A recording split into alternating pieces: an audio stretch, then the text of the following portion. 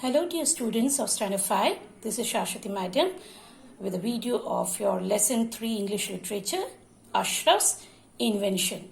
So now we will be reading in this chapter about a boy called Ashraf who was a student in a school, and he was very much interested in making new inventions, new science inventions. His mind was always very creative and he used to try to make new things, and often he would fall into trouble, but still his enthusiasm was always there, and he used to be supported by his friends Eugene and Segan. So let's start. Look into your book and listen to my explanation in the video.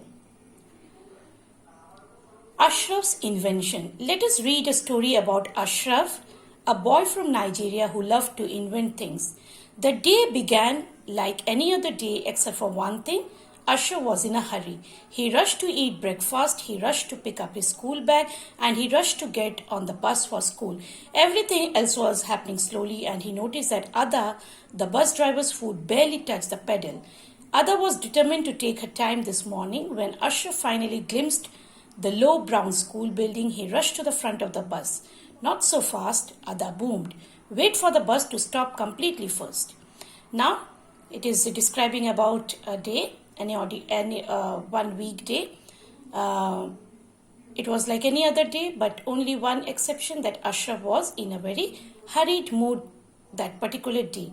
He had a breakfast in a very rushed way, then he rushed to pick up his school bag, and he rushed to get on the bus for school. Everything was happening. He was in such a rush that everything else around him happened to seem to be happening very slowly.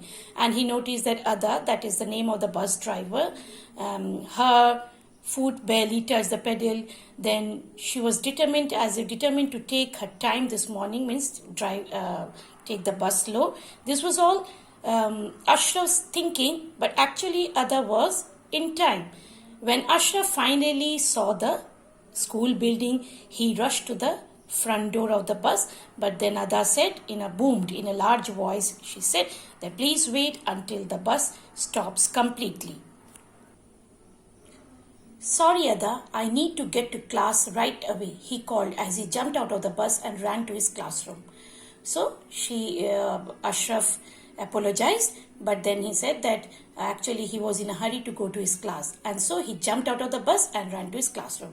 First lesson was science. But Ashraf wasn't listening. His eyes were on the clock. He was waiting for the 11 a.m. first break. As soon as he heard the bell, he headed out to the yard.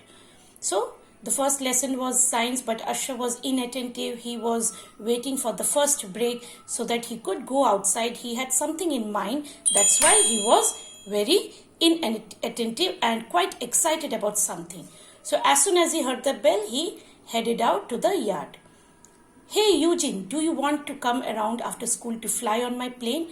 What plane? Segan, come over here, Eugene called loudly. Ashraf has a plane. Would you like to go to Jupiter or Saturn? Look, I promise you that I have a plane. It can seat 4 people comfortably. Come and see. Ashraf persisted. So, he's asking, at the moment the bell is ringing, he's going out, and then he's asking his friend Eugene that whether he wants to come to see his plane after school time. So Eugene is surprised and says, what plane? And then he calls the other friend Segan and says, listen Segan, come here, Ashraf is having a plane, and so tell me, do you want to go to the Jupiter or Saturn? Then Ashraf is saying that, see, I promise that I am having a plane and it has seats for 4 people who can sit comfortably. Please come. He persisted, means repeatedly continually requested them to come over after school. Is it like the time you made a time capsule that could send us into the future? Segan reminded him. I got into so much trouble thinking that I would wake up and find myself 2 grades up. I stopped studying for my exams and got all D's, said Eugene. So Segan is reminding that is it like the time capsule you had told us that would take us to the future? And I was thinking that it will happen really, and I stopped studying thinking that I will be going up 2 grades up and I do not have to give the exam. So I stopped studying and got all D grades. Or is this like the time you dismantled your dad's radio? telling us that the radio frequencies can turn into waves that would make us invisible. I got into trouble for making faces, thinking nobody could see me. Laughed Segan. Oh, Ashraf, you just never give up, said Eugene. Well, you must come. This time I found the formula. Ashraf insisted. Then Segan is saying that is it about that? Is it like your dad's radio which you had dismantled? That means you had opened it completely, and saying that the radio frequencies can turn into waves that would make us all invisible. And then I was thinking, I thought it to be true and was making faces, thinking nobody would see me, and then I got into trouble. Then Eugene is laughing and say, oh, Ashraf, you never give up. You always create something, try to invent something which puts us into trouble, but you never give up. But then Ashraf insisted, again requested continuously, that see, this time I have really found the formula and you all must come. Thank you.